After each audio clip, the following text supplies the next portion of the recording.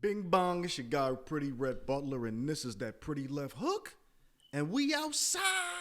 Yo, we outside. Shout out to LeVar Arrington, Up On Game Presents Network. We're officially part of the Familia and with iHeart Network and Fox Sports and all that good stuff. Shout out to my man, LeVar Arrington. Y'all already know, Plaxico Burris, everybody on the Up On Game show. But now Pretty Left Hook is part of Up On Game Presents. We've been here for a minute. But big homie VAR came, tapped the kid on the shoulder and said, Pretty, it's time to step over here with the Familia. So we here now, and like I just said, we outside. Yo, the fight business has been outstandingly amazing over these last few weeks, right, and months. We're going to get to what just happened with Jake Paul with the Leave No Doubt fight, him versus Tyron Woodley too. But I just got to give big shout-outs to the fight business, okay? Leonard Ellaby, Floyd Mayweather, of course, the big homie Al Heyman, everybody over at the Zone. I'm not mad at Eddie Hearns and what he got going on. Yes, I said Eddie Hearns with an S. I am ghetto. And guess what? These guys are putting together top tier fights, and it's been crazy upsets all year long. I mean, this isn't going to be a recap show. I'm going to say that for next week. But I just got to say, Tank Davis versus Isaac Cruz at the Staples Center pushed the ball Tank to the fucking level. It was crazy. And what I do know is that that's going to make Tank better.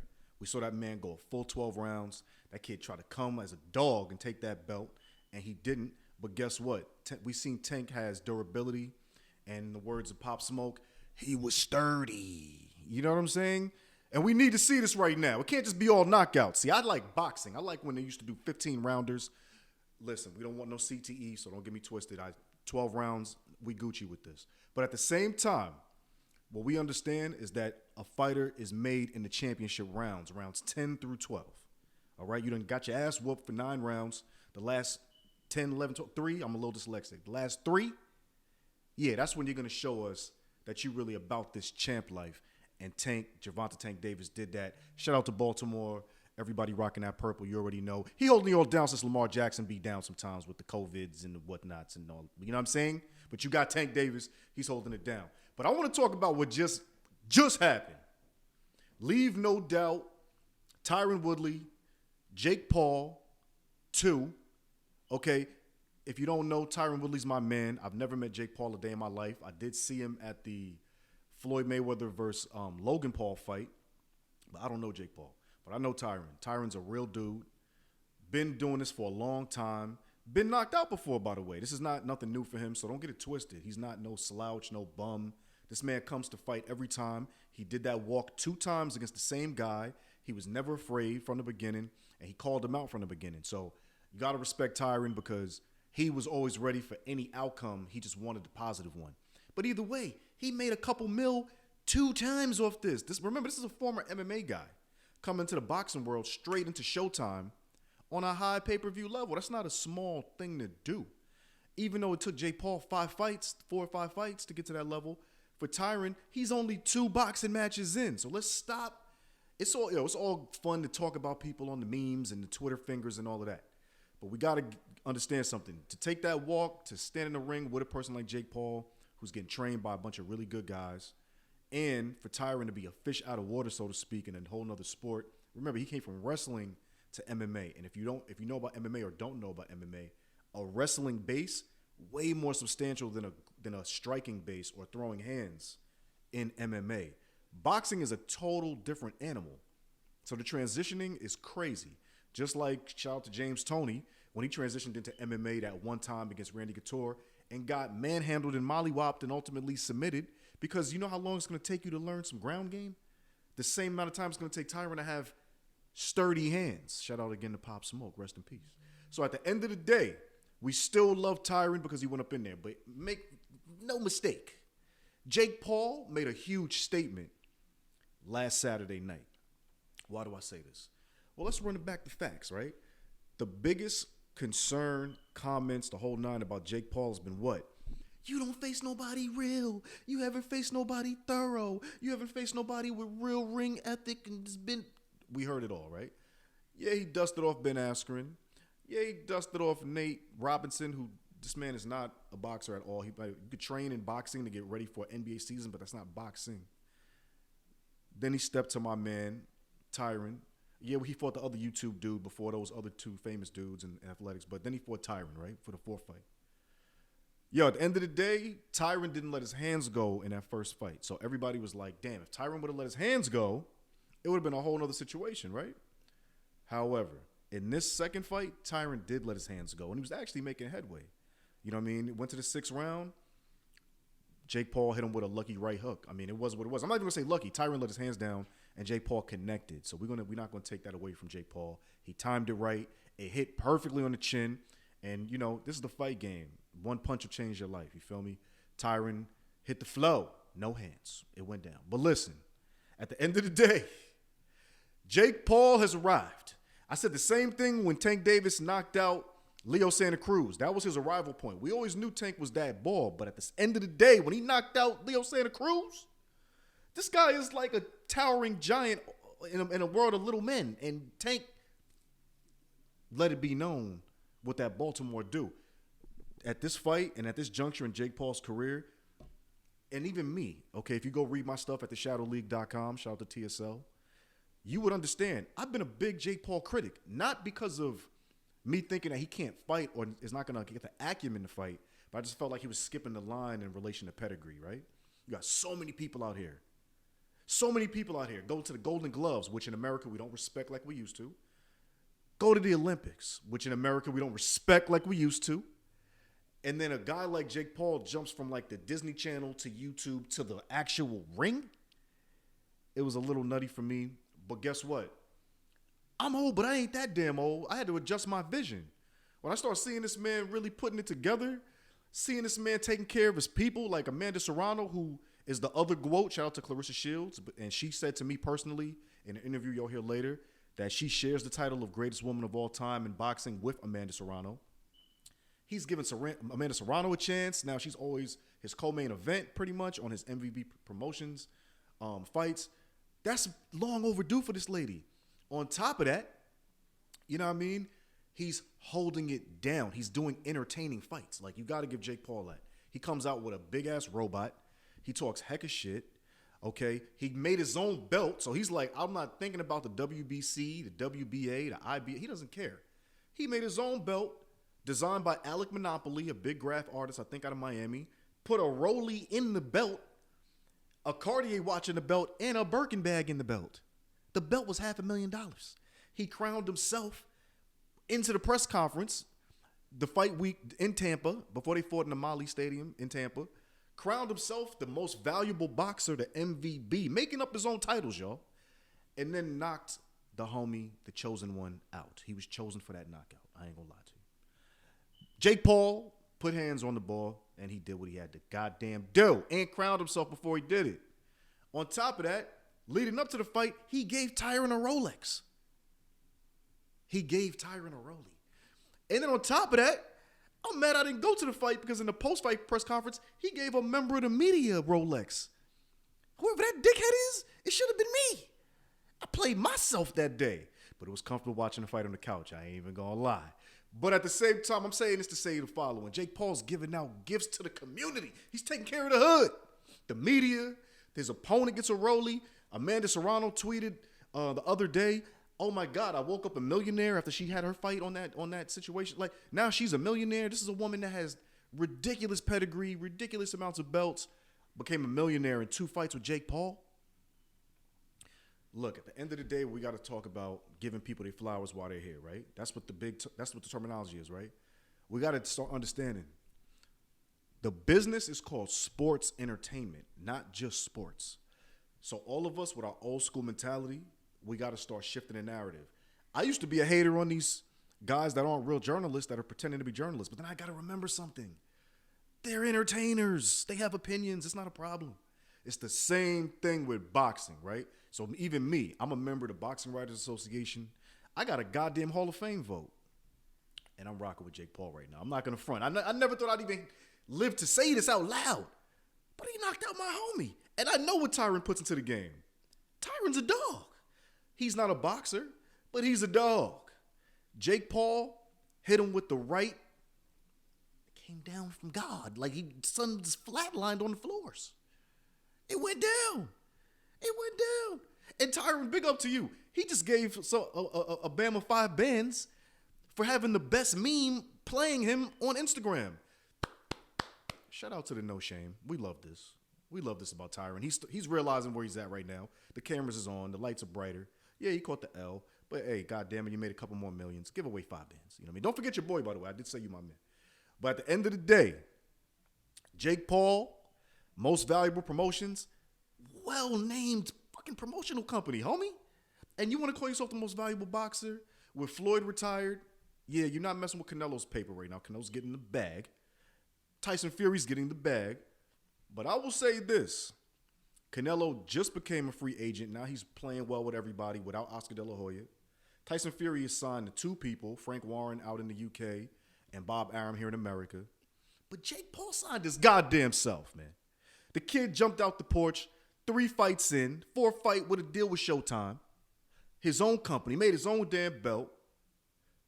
Knocked out every opponent now since he now knocked out Tyron. That's every opponent Jake Paul's had, he's touched their chin and they felt canvas. So you got to understand something. Yeah, he's only 5 joints deep. Yeah, he has no amateur pedigree. But in the business of sports entertainment, this man is the most successful social media influencer to boxing pipeline creator we've ever seen. This is a whole new genre of the game. It's like mumble rap. At first, you was like, what the hell are they doing in my ears? Then he was like, burgers and comments. So relax. Relax. Enter the new world. It comes with a Birkin bag, a Rollie, and a Cartier attached to the band. I can get jiggy with all this. And again, Jake Paul, if you're giving out Rollies and watches, the boy needs another one. So put me together. But we loving Jake Paul. I never thought I'd say this. I never thought I'd live to say this. But seeing Son hold it down against Tyron, packed crowd, everybody was rambunctious in the audience. The Island Boys, they got a beer thrown in their face. Yo, it's all happening right now. Nate Diaz stepped to the other homie that I know. Shout out to all my peoples at Body Shop in Lakewood, California. Nate Diaz trying to shake the homie threw the beer in it. There's a lot going on right now. But all I'm saying is to say is look at what Jake Paul's doing to the world. Cats are catching residual fight opportunities based on the promotions around the fights. You know what I mean? Shout out to my man AJ McKee and his whole squadron. Shout out to Nate Diaz and their whole squadron. They got something going on right now that might get funky. There's a lot going on in the streets. Everybody wants to fight Jake Paul now. As soon as he won, George Masvidal, Street Jesus, as he likes to call himself from the UFC, immediately jumped on the Twitters. His Twitter finger said, come see me in MMA, because Jake Paul said, why not matriculate in the MMA? I mean, there's a lot going on right now. Even Dana White. Okay, Jake Paul been coming for Dana White, calling him out on not paying fighters correctly, fighters making a show-up money and win bonus money instead of getting a flat check like they do in boxing. Okay, Tyron made $2 million the first fight. I think he made the same thing the second fight. Jake Paul offered him $500,000 if he could knock him out as an extra bonus. I mean, this kid is playing with real money right now, man. He's not playing, man. You gotta give Jake Paul respect, man. Put some respect on that man's name, man. And everybody now realizes Jake Paul is the bag. I mean, let's keep it a stack. This man's the bag. You come for Jake Paul. Everybody's watching. Casuals, diehards now. I'm a diehard, and I'm watching Jake Paul. I'm not even mad at Cuz, man. Okay? I had to readjust my thinking to where we at. But I'm going to tell you somebody that came for Jake Paul recently that I think is so timely and so amazing, and definitely an opportunist situation, but it's a smart one. Le'Veon Bell. Yo, Le'Veon Bell. Yes, the running back, Le'Veon Bell. I think he's on the Ravens right now, but we all know him primarily from the Steelers when he was doing his thing over at the Steelers. Le'Veon Bell, immediately, I got to read this to y'all, and I wrote about this on the shadowleague.com. Go check that out. I got to read this to y'all because Le'Veon went heavy against Jake Paul, and I don't think, I'm not going to say Jake Paul wasn't ready for it, but it definitely threw Tyron Woodley off guard because he threw a little low-key shade at Tyron while coming for Jake. Le'Veon Bell says to the problem child, Jake Paul, he goes, first thing he said was, Jake Paul, fight me. Stop trying to fight people who can't box. Yo, he said this on Twitter. First of all, we do recognize that he threw hella low-key shade at Tyron Woodley, right? Can't box. That was messed up. I ain't gonna lie. Tyron's my man. That was messed up. But he didn't stop there. The Twitter fingers kept going. Le'Veon Bell, by the way, this is not me, Pretty Red Butler. This is Le'Veon Bell. I'm tired of watching him, meaning Jake Paul, outbox people who don't even want to box. If he won a boxing match, a real one, he'd fight me, Le'Veon Bell. Period. Stop fighting small dudes who can't box. Booyaka, why you keep busting shots at Tyron, though, Le'Veon? I thought you was coming for Jake Paul. Like, you've done so many unofficial subliminals that are not even subliminals. They're actuals that Tyron, he's small. He can't box. You said that twice now. He's not you could say a boxer a real one. That means you're saying Tyron's not even a real one. I don't know what happened with you and Tyron. Maybe y'all met on South Beach one day. Maybe it was a bad Wet Willie's interaction or something. I don't know. Pause. But at the same time, you're supposed to be coming for Jake, and you wound up throwing hella shade at Tyron, but I digress. Because there's more. Then DAZN Boxing posted something about Le'Veon saying what he said, and DAZN said on Twitter, Le'Veon Bell wants to trade in the cleats for boxing gloves and give Jake Paul a real fight. Le'Veon picked right up on the situation because he's in full troll mode. Le'Veon, he won't though, because I'm 29. I'm actually his size and athletic background and been boxing just as long as he has. Oh, so now we're getting into funny territory, right? So now we got to talk about this, right? And this is where I said it's ironic. Also on that pay-per-view that just happened, leave no doubt, Jake Paul versus Tyron Woodley 2. Frank Gore, if you know NFL, you know Frank Gore is, and Deron Williams, multi-time All-Star, multi-time Olympic champion basketball player. This man was the man. Okay? He's been boxing and MMA and wrestling and all that for a long time too. But these two fought. And I wrote about this on the shadowleague.com again. Now there's a new pipeline between professional athletes from football and basketball now into boxing. This was the first pro fight I can remember of two guys of two different sports genres actually, that have nothing to do with combat or contact sports, actually now fighting a real boxing match, because that was not an exhibition. That was a real fight. It was a 4-rounder because that was their first professional fight, but that was a real fight. The fight wasn't bad. Keep it a stack. The fight wasn't bad. Was Deron Williams a little over anxious? Absolutely. Did people fall through the ropes? Absolutely. Was it a little slop? It was a little sloppy. But at the same time, you were entertained. It was thorough. And I wouldn't mind seeing them boys fight again or seeing either one of them fight again. I know definitely Deron Williams said that was one and done. But I wasn't mad.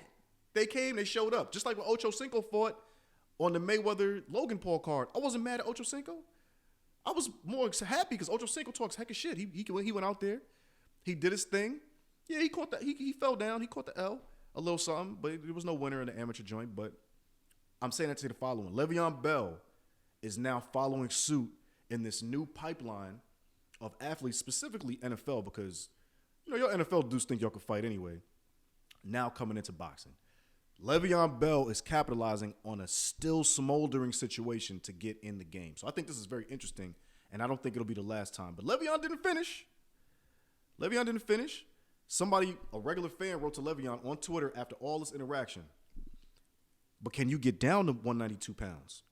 Le'Veon said, easily. Gave him that Floyd easy work kind of energy, right? So finally, after all this Twitter talking, who called wind? The problem child himself, Jake Paul. He said, hey, T. Woodley, he added him. This clown saying you can't box. Oh, clown alert. How about you show him as part of the next MVP event? That's Jake Paul's company, Most Valuable Promotions. Tyron would drop you faster than the Ravens. Damn. Okay. Listen, you took a shot at Jake Paul and inadvertently shot at my man Tyron. Jake Paul was within his rights to take a shot back. Plus, we know how fight hype works. Jake Paul's a smart guy. So you see, he's trying to sidestep the scenario and put Tyron onto a third bag. Respect to Jake Paul for this. This is a good guy. He's trying to get people paid. I ain't mad at this energy. But Le'Veon wasn't having it. Le'Veon goes, don't run from the work. Yo, Le'Veon wants all the smoke, man. He even posted a little video of him doing pad work with the guy Bugs out here in D.C. that works with I forgot my man's name. All them cats over on the south side in D.C. You know what I mean? So we're talking about real things going on. Boxers now thinking they're boxers. NFL players thinking they're boxers. YouTubers proving that they can box and knock out former champions, albeit another sport. It's a lot going on, man. But guess what? We ain't done. So Tyron heard this. Tyron says directly back to Le'Veon Bell, because I made one mistake you think is sweet. Don't get it fucked up, homeboy. Yo, Chosen One realized he was chose by Le'Veon and wanted to give him that energy back. So Le'Veon clapped right back. Yo, I'm not going to lie. I don't watch soap operas, but they was giving us a show, bro. You made more than just one mistake, Le'Veon said. He just slept you for that last mistake you made. Yo, Le'Veon is coming pretty viciously at Tyron's neck right now. So it's interesting to me how Le'Veon is literally setting up like two fights, right? He's coming for Jake, but he's definitely giving Tyron the business the entire time. But everybody was here for it. Everybody was here for it. At any rate, Tyron and Le'Veon went back and forth one more time. Here's T. Wood. So you coattailing. I get it. See, a person courageous enough to go into battle and use that to try to throw your name in there for a bag without walking that walk, that's defined as clout chasing. Surprising from you. Not gonna lie, T. Wood you threw the facts in there a little something. I mean, it does kind of feel like a clout chase a little something because of the timing, especially. Le'Veon wanted to balance out the narrative. Any revenue I would make for the fight, I would donate to charity, Le'Veon said. Every single dollar. And he put an exclamation point so that you know he meant it. Since people who can't box like you, and he put like capital Y, capital O, capital W, capital U. I'm a little dyslexic, capital U. You think I'm in it for money? LOL, it's not about money. It's about me doing what you couldn't do. I don't need to pocket a dime. I already got a bag. And he did this. And then he put the wink on it. So I think it's because Tyron has taken the word bag and really like owned it over this whole course of this boxing promotion component. And I know Jake Paul has enjoyed giving him a bag. So, I think Le'Veon's trying to say I'm old money at this point because he's been in the NFL for a little while. So that was yet again another shot. I mean, there's been a lot of shots being bust, but, shout out to Young Dolph. 100 shots! I mean, we know what time it is. There's a lot going on in these Twitter streets. Le'Veon Bell has now entered the fight game. Let's just keep it a buck. We don't know when he's fighting. We don't know who the opponent's going to be. We know Jake Paul is trying to set up Le'Veon versus Tyron now. I think Jake Paul's looking at Canelo Alvarez. I mean, he's wilding for that one. I'm not going to stunt. Like, I'm not so far off the deep end now into the social media influencer, boxer guys that I think he could take on Canelo's. But I do believe that he won't fight Le'Veon Bell. Unless Le'Veon does something crazy. We do know that Jake Paul's a professional troll, and if people are going to buy it, he's going to rock with it. But him immediately deflect to Tyron says that he has another strategy already at play. So we know this about Jake Paul. He's already now proven a lot, okay? He's 5 fights deep. He's 4 knockouts deep in 5 fights because he didn't knock out Tyron the first time. But he knocked out every opponent he's faced thus far. That's big props, man. That's not a small feat in boxing, right? Second, we know Jake Paul's very strategic. He does everything for a reason. He likes to keep you entertained, right? So now, what does that mean? That means that he probably at this point, because remember, his first opponent was going to be Tommy Fury, the brother of Tyson Fury, who was an actual boxer, never dabbled in MMA. He dabbled in reality TV, but he wouldn't be considered a social media influencer as the start. He would be considered a boxer. And his brother's the champ. So we know that he was trying to fight Tommy Fury for what? Validity. He wanted to be validated by a real boxer and tapping his chin. So that means Jake Paul is going to probably try to fight a real boxer after this Tyron fight, right? Now we know he's playing with the cruiserweight division, and that ironically is where Canelo is at right now. Canelo's trying to fight cruiserweight next. So he wants to fight Macaboo. So I say all that to say the following. I don't know who Jake Paul's going to line up next. I could sit here and run through the whole cruiserweight division and who's popping and who's not and who got a belt if Jake's trying to go there.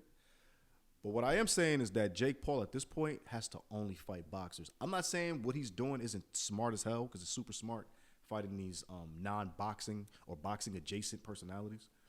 But what I will say is that now that he has everybody's attention as a knockout artist, now we need to see if he can go deeper and if he could really get tested by somebody that all they've ever done is box. All they trained for is boxing.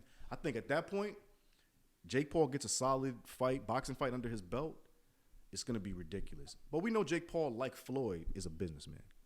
And if it don't make dollars, it don't make sense. So it's not going to be some no names. The cruiserweight division isn't well known to most casuals in terms of boxing. But we do know that there are real boxers in that division clearly. And that division can use an infusion of talent and hype. So Canelo entering the division is only going to uplift boxing. And of course, Jake Paul being in that division is only going to uplift boxing. So let's stop sleeping on the Jake Paul train. You're hearing it from me, a real journalist, but today I'm pretty. We're going to give this man some respect. We're going to put some respect on his goddamn name. All right? You want to know why? Because Jake Paul generates paper, helps MMA fighters get more money, helps athletes of other genres transition into a game where they can get paid a hell of a lot of money in one night, and has helped women boxing and women boxers become millionaires. I mean, at the end of the day, if you're mad at any of those things that he's done, you're just a straight up hater. Because at the end of the day, this is about paper. Before in boxing, it was about promoters making their money off people's bodies and not getting to that point where they might get that money. Now, a Jake Paul comes in, totally throws off the narrative. And you got to even say this is a throwback to how Floyd threw off the game by having certain opponents at certain times, understanding the hype value of each one. People say his last fight shouldn't have been Conor McGregor, should have been somebody like a Errol Spence or somebody. But he wanted to close out his career 50-0, beat Rocky Marciano's record, and make the most money after a Pacquiao fight. He accomplished that. To this day, Floyd Mayweather holds the number 1 and number 2 pay-per-view record of all time. And those 1 and 2s are Floyd Mayweather vs. Manny Pacquiao 1 and Floyd Mayweather vs. Conor McGregor 2. Those have sold the most pay-per-views in the history of boxing. This man calls himself the best ever. He crowned himself. He was never undisputed, but he was the best, especially in business. At this point, Jake Paul, salute, baby. You chasing that dollar, and I ain't mad at you because you getting paid and you making other people's lives better. So, salute. Real rap. I want to talk about Errol Spence versus Yordenis Ugas. That fight has now been announced. The WBA, I believe, has now said that Errol Spence, no, sir, you will not be fighting Terence Crawford next, even though the entire world wants to see you do this, EJ. They're saying fight Yordenis Ugas. But let me say something to the people that are right now like, oh my God, Errol's ducking Terence. Bud put it down when he beat Sean Porter, and you're scary, and you left the fight early, which is a fact. He did leave the fight as soon as Sean's daddy, Kenny Porter, threw the towel in. Errol left. But here's my thing. First of all, stop sleeping on Yordenis Ugas. This man beat Manny Pacquiao. Yes, it's an older Pacquiao, but he beat him. And we all know Manny was a little half a step off, but Manny's still Manny. Manny beat Adrian Broner. Manny beat Keith Thurman. Like, Manny's no slouch. Manny had a belt. Okay, Manny had a belt when he fought Yordenis Ugas, which was his retirement fight. And now Yordenis Ugas got a belt. So let's keep it a stacked bundle. Where Errol Spence is at in his life, he's fighting only for belts. Okay? Yordenis Ugas got a belt. And let's also understand boxing politics or politricks. To think that they're going to go right from a Terence Crawford, Sean Porter fight right into an Errol Spence, Terence Crawford fight is lunacy, and you don't know business. You don't know business. At the end of the day, you still have to build this up. Let's not forget, EJ is still only a year or two removed from a crazy, damn near fatal car accident in his Ferrari in his hometown of Dallas. Like, that was real things. Yeah, he's been beating people since then, like Danny Garcia and whatnot. But at the same time, you talking about Terence Bud Crawford? You can't just jump off the porch into that. Bud hasn't been hurt. Bud wasn't in no life-threatening injuries. Bud has just been flowing how he flows. And Bud just made a major decision in leaving Top Rank and Bob Arum because that fight against Sean Porter was the last on his contract. So shout out for Bud for stepping up tall with Bob Arum on the stage after he fought Sean Porter and saying, I'm done. If Bob couldn't get the Errol Spence fight done while I was with him, what's going to be the difference now that I'm deciding to leave? And he's absolutely right. And shout out to Floyd Mayweather, who said famously in a press conference during the lead up to the Tank Davis-Isaac Cruz fight that he was one of the first to text Crawford and say, yo, you need to really keep it moving from Bob and do you. Why? Because never forget, Floyd Mayweather went from Pretty Boy Floyd to Money May when he spent $750,000 and bought his own freedom from Bob Arum at Top Rank. Okay? So let's keep it a stack. Terence Crawford is in a position now, especially after beating Sean Porter, where he is the guy. He's the guy in the welterweight division. We know Keith Thurman's coming back, I believe, in February. We know the division leadership is starting to dwindle. We know Danny Garcia might leave the division and go up in weight. You know what I'm saying? Because he's catching L's. He might go to 154 pounds. We know that the young boy, Jerron Boots Ennis from Philly is coming up, and he's killing it right now. So we know that Terence Crawford's not going to dip down and give Jerron Boots Ennis a shot right now because he has to fight more people. We know that veterans like Keith Thurman aren't going to jump out the window and fight Jerron Boots Ennis right now. We know that EJ's not going to jump out the window and fight Jerron Boots Ennis right now. So between Terence with a belt in the welterweight division, Yordenis Ugas, and Errol Spence, EJ and Ugas, I'm not mad at that fight at all because it's actually a good feel-out fight before a potential Terence Crawford versus EJ fight. Now, don't get me twisted. Errol Spence beats Yordenis Ugas. His next fight should be Terence Crawford. I don't care who has to do a step aside, whatever, however the chips may fall. And we can only hope that Terence Crawford won't take another fight in between, or that when Ugas and Spence fight, that nobody gets severely injured, or that the commissions don't give him a lengthy stay in between fights. Because clearly that is the fight of the welterweight division. We all know this, we're all aware. But let's not sleep on Yordenis Ugas. This man's official. He's Cuban. You know, anybody who knows about boxing knows. Cuban fighters, they the truth, bro. They not playing. They like fools from Brownsville, man. Never ran, never will. You heard? But at the same time, the fans have to understand what's going on right now. The game is shifting right before your eyes.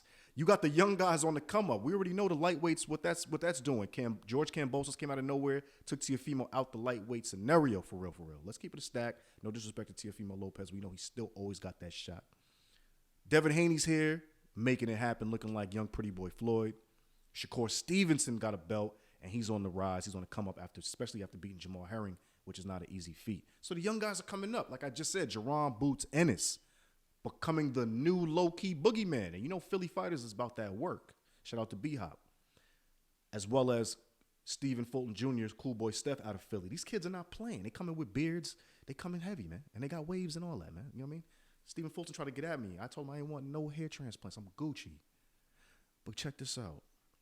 Errol Spence is about the paper now. He's smart. Terence Crawford, I think, is finally starting to realize his worth now.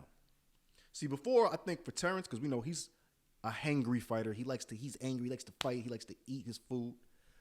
But we know that Terence wasn't really about the BI in that sense, right? He was kind of letting Bob set the course. We all know Bob's a Hall of Fame promoter. But I think Terence now understands that there's more scrutiny now on his movements based on where he's at as an athlete. So, Yordenis Ugas, Errol Spence, this is a good move. We're happy about this. Because guess what? In the welterweight division, with the exception of Boots, who still has to make his bones in the game, we want to see the top three battle it out anyway. So if Spence takes on Ugas first and Spence gets past Ugas, that makes perfect sense for Terence. If for some crazy reason he can't get past Ugas, and I'm not even going to say crazy because Ugas is nice, then we already know what that is, right? And everybody who was acting like EJ was ducking Crawford, all right, maybe you're validated now, right? Either way, there's the all upside for Terence Crawford. It's all upside. It's all upside. You see what I'm saying? And we as the fans, we're only getting blessed more and more. So I say all that to say, boxing, thank you very much. We love you. We appreciate the fact that you've been putting us together. Shout out to all these champions, all these great matchups. And this is the Pretty Left Hook. And this is the Up On Game Network. Shout out to the big homie LeVar Arrington putting me in the pocket as he should. And just understand one thing. We here now, and we giving you fights by the pound. Why? Because we outside. Ha ha! Got him.